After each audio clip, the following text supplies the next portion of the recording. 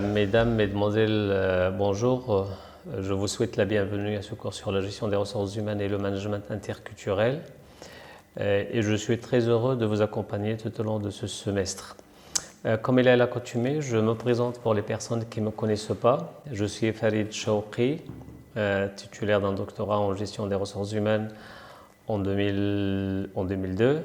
J'ai intégré l'université Qadiyad en 2003-2004. Durant 6 années, j'étais chargé des cours relatifs à la gestion des ressources humaines, au management, à la théorie des organisations, la responsabilité sociale et le leadership. Avant de vous dévoiler un peu le contenu ou le programme de ces séminaires, je vais préciser la manière avec laquelle nous allons travailler. Sur le plan méthodologique, les cours seront organisés de la manière suivante. Je suis chargé de la partie RH et la partie interculturelle, le management interculturel, il sera assuré par mon collègue professeur Msudi. Et sur le plan méthodologique, on va alterner entre les applications et la partie conceptuelle. Donc, à la fin de chaque chapitre, où je vais vous expliquer les concepts principaux, je vais vous expliquer les pratiques de gestion des ressources humaines assez classiques. Et à la fin de chaque chapitre, il y aura un mini-cas qui sera l'occasion pour vous d'essayer d'appliquer les concepts acquis ou les concepts présentés. Donc, nous allons travailler de cette manière. Et par conséquent, je vais vous demander à chaque fois de faire des petites recherches et de visiter les cours avant chaque séance. Et ce cours, il sera structuré, en tout cas la partie RH, il sera structuré autour des points suivants. Après une introduction générale où je vais revenir sur les missions principales de la GRH, je vais revenir aussi sur l'intérêt de la gestion des ressources humaines, je vais revenir sur l'évolution des activités de la GRH. D'ailleurs, j'aime pas le concept ressources humaines, je vais utiliser le concept gestion du personnel et je vais vous dire dans les développements qui vont suivre pourquoi j'aime pas trop le fait de réduire les hommes et les femmes à l'intérieur des entreprises comme étant des ressources au même niveau que les autres ressources exploitées ou utilisées au niveau de la production. Donc il y aura cette introduction générale qui est dédiée à mettre, si vous voulez, le cadre général de ces séminaires. Ensuite, nous allons passer au pilotage des hommes et des femmes à l'intérieur des entreprises et sera suivi par un élément de la GRH qui me tient à cœur et que je considère très important et très fondamental. Il est très simple d'ailleurs, c'est l'évaluation des postes ou l'analyse des postes. Et puis, enfin, je vais aborder quelques activités de GRH, je dis quelques activités comme par exemple le recrutement, comme la formation, comme la motivation ou comment détecter la motivation ou les motivations de ses collaborateurs. Cette première partie de l'introduction sera dédiée à la définition de la gestion des hommes et des femmes dans les organisations et ses missions, les différents acteurs de la gestion des hommes et des femmes, et puis comment construire la légitimité de la gestion des hommes et des femmes à l'intérieur de l'entreprise. Vous savez, les missions de la gestion des hommes et des femmes, elles sont multiples, elles ne s'arrêtent pas uniquement à la seule gestion du personnel, mais de nombreux acteurs allant de la direction aux représentants de salariés en passant par les managers ou les professionnels RH. Tous ils interviennent dans la définition d'une politique RH et dans sa mise en œuvre ou son développement. Alors ce cours, si vous voulez, vise à clarifier le champ de la gestion de personnel en précisant à la fois les missions, les acteurs principaux qui doivent intervenir et puis les critères de légitimité de la gestion des ressources humaines. Avant d'aller un peu plus loin, j'aimerais bien vous présenter un schéma que j'aime beaucoup et qu'à chaque fois que l'occasion se présente, je commence par ce schéma pour uniquement faire comprendre aux étudiants à la fois la logique de fonctionnement des organisations d'une manière générale et c'est l'occasion pour vous expliquer à quoi sert la gestion des ressources humaines et quel est l'intérêt, quelle est son importance et comment la GRH, avec toutes ces techniques et tous ces outils, peut contribuer à l'amélioration de la performance de l'entreprise. Dans ce schéma, regardez que quand un individu intègre une organisation,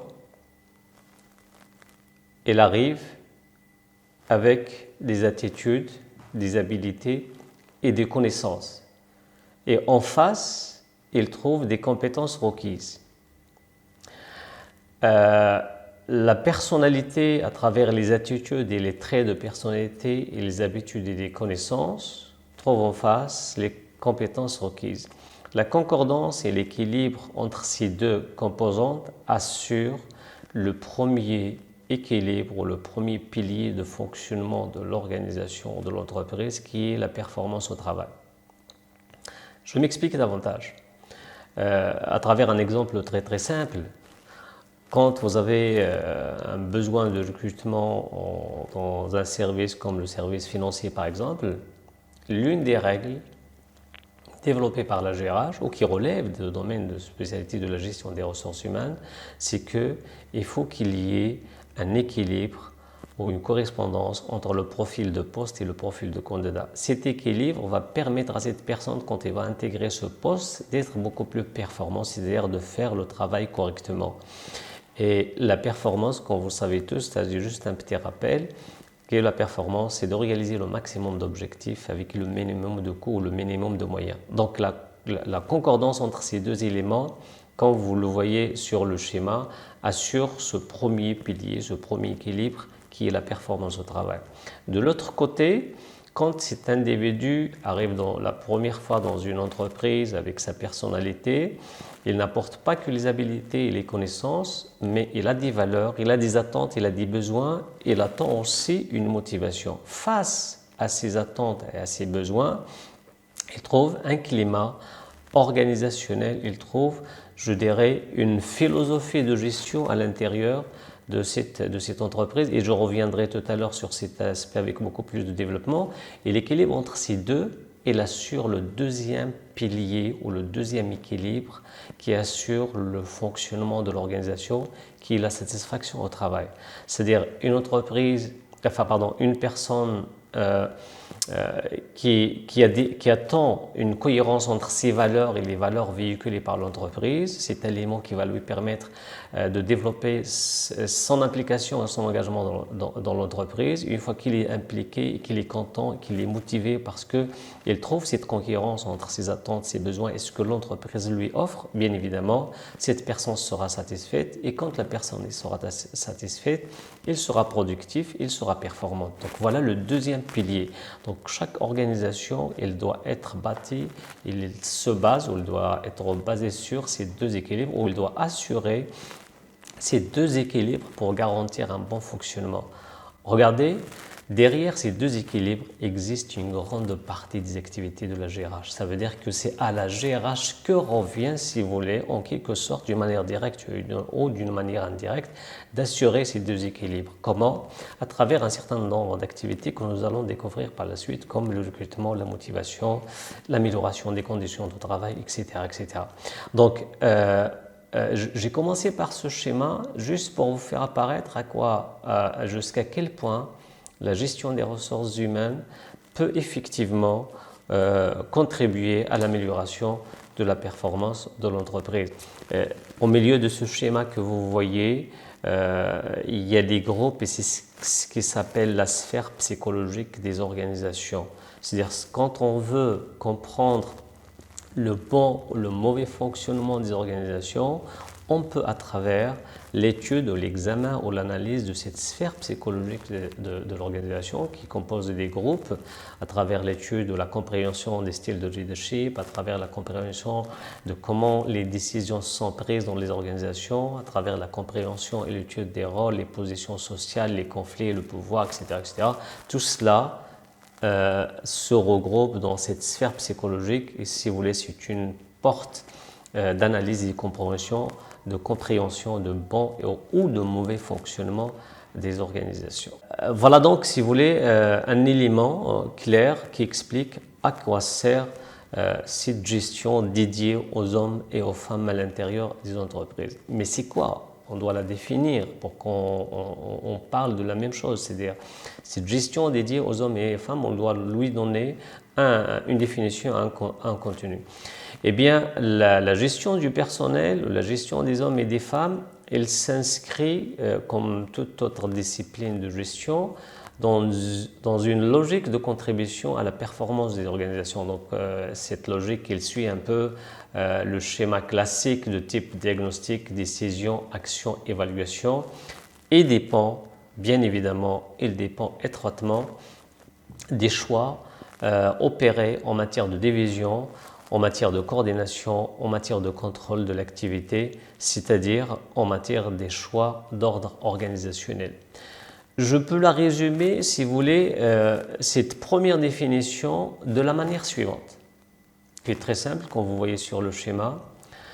La GRH, elle est construite, elle est basée sur 3 piliers fondamentaux, à savoir l'acquisition, la stimulation et le développement des compétences pour un maximum de performance.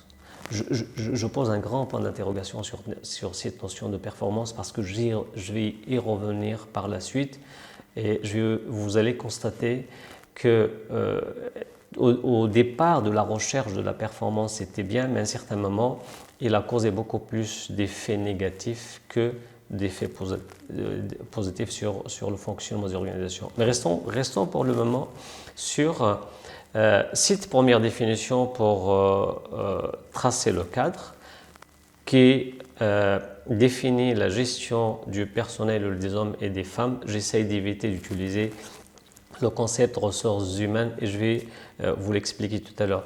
Donc, je disais que les 3 piliers fondamentaux, c'est que la GRH, il s'appuie sur l'acquisition, la stimulation et le développement des compétences afin de réaliser le maximum de performance ou tout simplement afin de réaliser la performance des entreprises.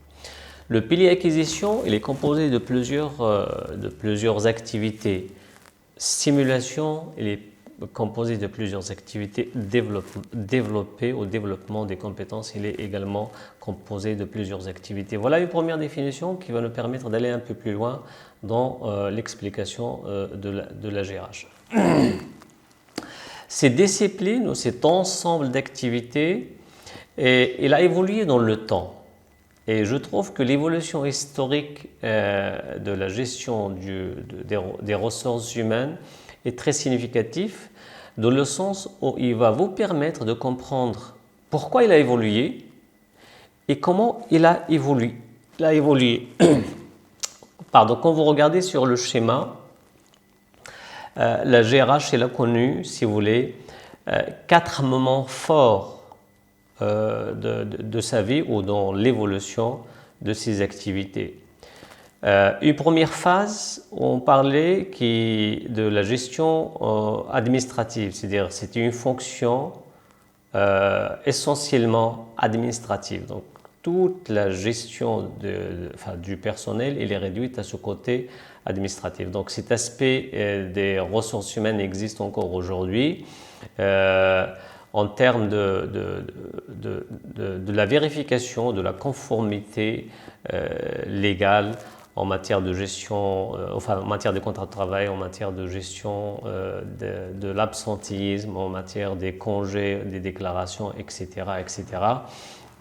Et nous allons voir que c'est un volet de GRH vu sa nature qui commence aujourd'hui à être externalisé, surtout après le développement de plusieurs logiciels en ressources humaines, et commence aussi à être externalisé à des partenaires externes parce qu'il est considéré comme étant une activité qui n'a pas vraiment beaucoup de valeur ajoutée par rapport à l'entreprise. Donc ça c'est un peu, si vous voulez, la première vague, on va dire, si je vais utiliser un peu les termes de Dave Ulrich.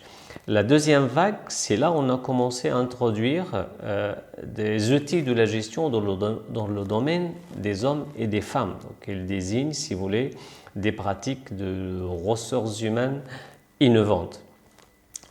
Nous avons à partir de cette période, à partir de cette époque, commencé à introduire des techniques et des outils, des pratiques de gestion développées déjà dans d'autres disciplines. On commence à les appliquer aux ressources humaines. C'est pour cela d'ailleurs que ça a donné le nom de gestion des ressources humaines. Donc c'est une sorte d'application et de l'importation des techniques de gestion appliquées au domaine des ressources humaines. Et là, à travers cette application, nous avons assisté au développement de plusieurs pratiques, de plusieurs activités comme les rémunérations, la formation, communication, plan de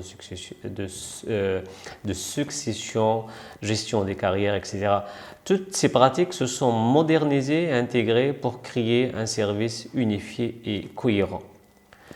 Et puis ensuite, il y a la vague 3, je dirais c'est l'aspect stratégique des ressources humaines ou les ressources humaines stratégiques. Donc une fois l'orientation stratégique adoptée par la direction générale, les professionnels RH ont la responsabilité et la tâche et la charge d'évaluer et de développer le côté humain de la mise en œuvre de ces orientations stratégiques à travers le développement des talents, la culture, le leadership, etc. Donc c'est une sorte, si vous voulez, de la traduction en pratique des orientations stratégiques dans le domaine des ressources humaines. Mais il y a certains auteurs aussi qui disent que nous avons commencé à parler de la gestion stratégique des ressources humaines à partir du moment où les responsables RH contribuent à la conception, à l'élaboration de la stratégie de l'entreprise de manière générale, tout en gardant cette responsabilité de la traduire dans le domaine des ressources humaines. Par exemple, quand une entreprise veut acquérir une nouvelle technologie, les responsables de ressources humaines ont la charge de voir est-ce qu'il faut former des personnes, est-ce qu'il faut recruter, est-ce qu'il faut peut-être procéder à un redéploiement des ressources dont l'entreprise dispose déjà pour répondre à cette nouvelle orientation de l'acquisition de la technologie, etc. Ça, ce sont juste quelques petits exemples très simples pour vous montrer comment cette fonction a évolué. Et puis une dernière phase, peut-être que nous sommes encore en train de vivre aujourd'hui, qui est la vague 4. Pour l'époque 4, je te lise la vague 4 pour garder un peu les termes de Dave Ulrich. C'est comment utiliser les pratiques pour répondre aux besoins d'acteurs extérieurs à l'entreprise. C'est-à-dire que la gestion des ressources humaines n'est plus concernée par ce qui se passe à l'intérieur de l'entreprise, mais également par ce qui se passe à l'extérieur de l'entreprise à travers les parties prenantes ou les acteurs extérieurs comme les clients, les investisseurs, la communauté et toutes les parties prenantes. Alors, les 3 vagues précédentes ont encore toute leur importance, c'est-à-dire l'administration du personnel doit être parfaitement réalisée. Les pratiques RH se doivent d'être innovantes et intégrées. Les ressources humaines doivent pouvoir aider à transcrire les aspirations stratégiques en action et à la transformer en action. Mais les professionnels RH ont aujourd'hui une mission complémentaire qui est de garder hors de leur organisation et de prendre en compte le contexte extérieur. Et il y a une étude récente en 2019 que je vais partager avec vous de Deloitte, cabinet Deloitte, sur l'avenir du capital humain, qu'aujourd'hui les entreprises qui réalisent beaucoup plus de performances, ce sont les entreprises sociales ou sociétales. Donc ça, c'est aussi une dimension que nous allons aborder. Ça témoigne encore une fois que la direction des ressources humaines ou la gestion des ressources humaines, il doit prendre en considération ce qui se passe à l'extérieur, il doit prendre en considération les attentes des parties prenantes externes. Ces phases, si vous voulez, ces 4 vagues qui ont marqué l'évolution de la gestion des ressources humaines, on peut les partager en 2. C'est-à-dire la première vague et peut-être aussi le début de la deuxième vague. Toute la GRH à l'intérieur de l'entreprise, elle est guidée par une logique de l'égalité. Cette logique d'égalité signifie que, en termes de récompense, tout le personnel est traité de la même manière parce que la GRH à cette époque, elle a été réduite uniquement à l'aspect administratif. Ce n'est qu'à partir de l'introduction des techniques de gestion dans ce domaine que la logique de fonctionnement il est passé d'une logique d'égalité à une logique d'équité. Et cette logique d'équité, c'est grâce effectivement à toutes ces techniques de la gestion des ressources humaines. Aujourd'hui, si je prends l'exemple de la rémunération est une rémunération individualisée, c'est-à-dire les entreprises s'inscrivent dans cette perspective, dans cette logique qu'on doit rémunérer en fonction de la contribution de chaque personne.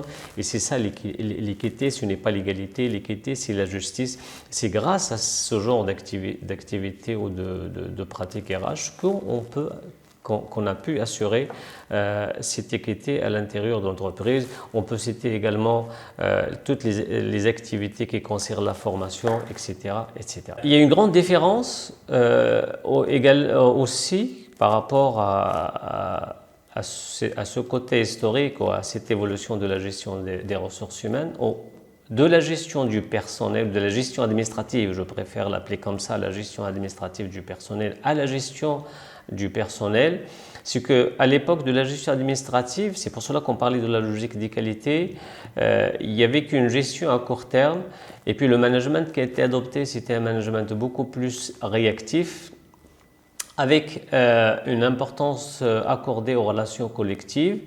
Et le personnel, à cette époque, il était considéré pour les chefs d'entreprise comme étant un coût à minimiser, alors que dans la gestion de personnel, c'est-à-dire quand on a commencé à appliquer les techniques de gestion à ce domaine, on est passé de cette logique d'égalité à une logique d'équité parce qu'on commence à raisonner à long terme.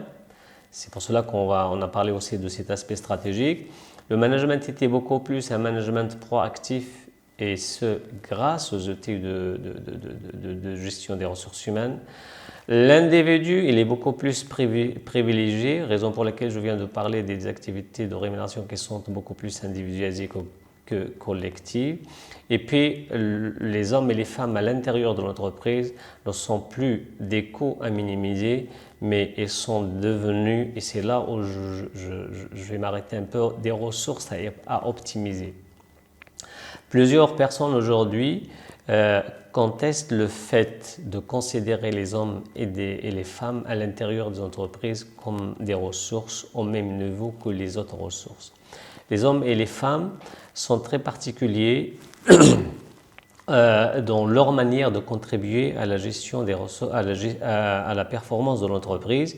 Et je vais aborder ce sujet quand nous allons arriver à la partie réservée à la responsabilité sociale des entreprises. C'est pour ça que je vais vous dire et je vais vous expliquer pourquoi il n'est pas correct de considérer ou de réduire les hommes et les femmes à l'intérieur des entreprises au même niveau des autres ressources. Maintenant, nous allons passer aux missions de la gestion des ressources humaines. Je trouve que la matrice de Ulrich elle est très très significative et très importante pour parler des missions de la gestion des ressources humaines. Ces missions peuvent être organisées en fonction de deux critères ou de deux axes. Lier le présent et le futur, et puis tout ce qui est lié aux individus et au processus à l'intérieur de l'entreprise. Donc, le croisement de ces deux dimensions, je dirais de ces deux axes, ça veut dire le fait de lier le présent et le futur et les process aux individus, a permis de définir, si vous voulez, ou de déterminer quatre missions principales dédiées à la gestion du personnel.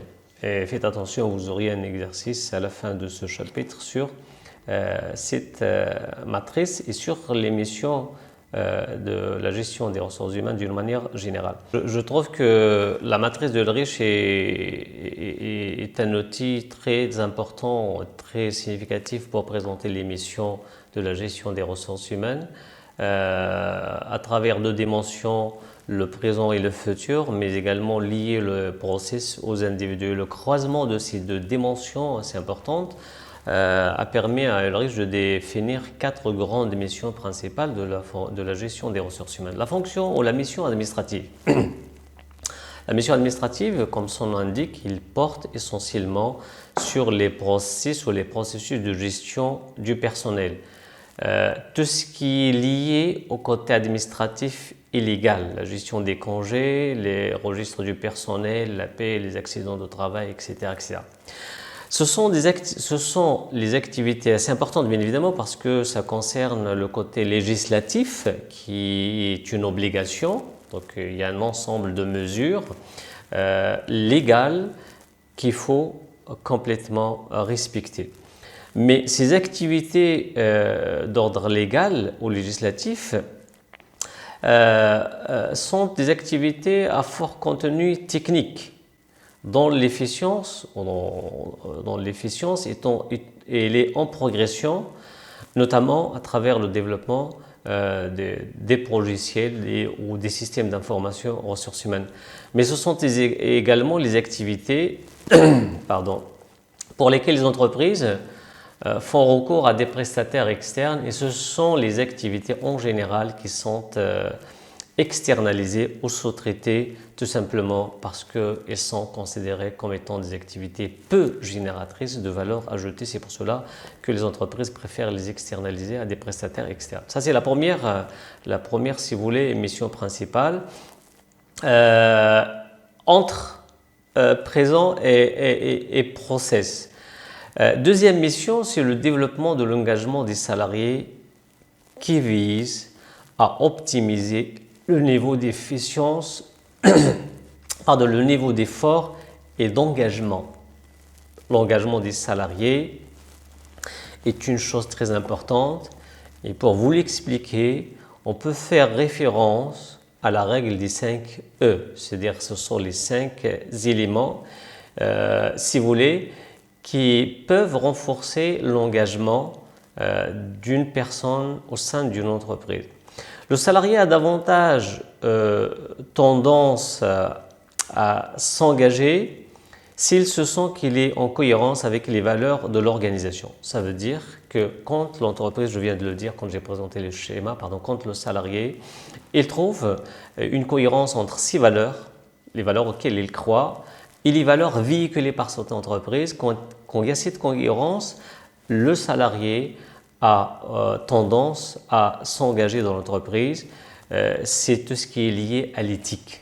Et ça, on s'est développé ces dernières années avec le développement de la responsabilité sociale des entreprises. L'éthique, aujourd'hui, il est devenu, si vous voulez, dans certains pays, un critère assez important qui permet aux salariés de choisir pour quelle entreprise ils souhaitent travailler. Donc, quand il y a une entreprise qui correspond à leurs valeurs, où il y a de l'éthique, et ils peuvent y travailler.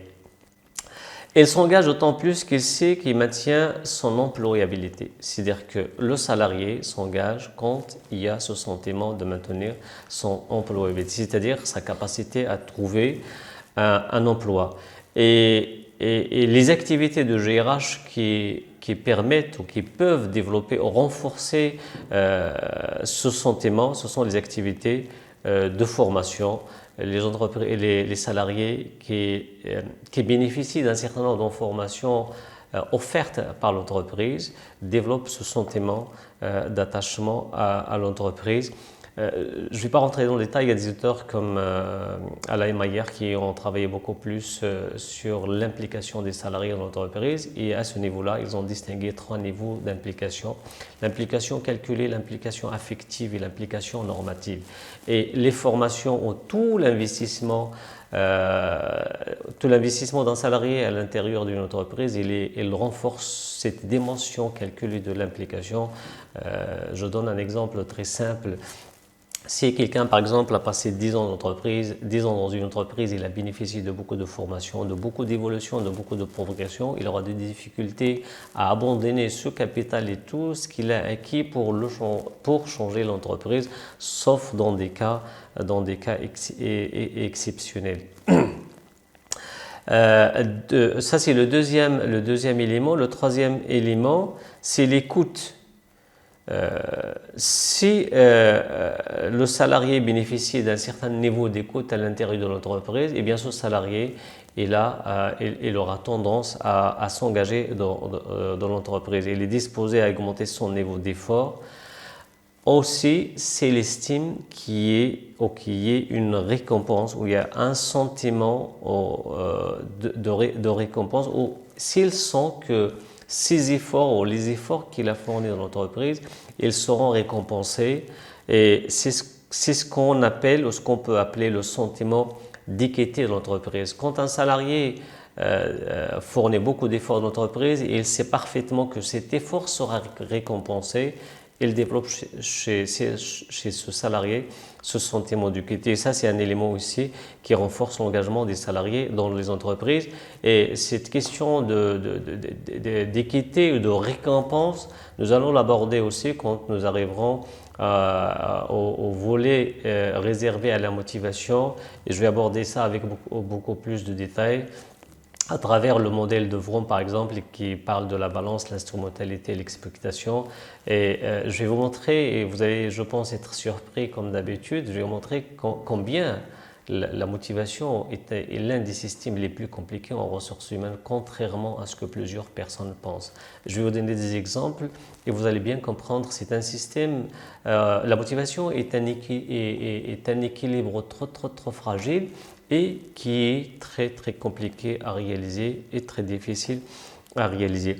Dernier élément qui renforce, si vous voulez, l'engagement des salariés, et là, ça relève de l'une des missions principales de la GRH, c'est de développer l'engagement, c'est l'épanouissement.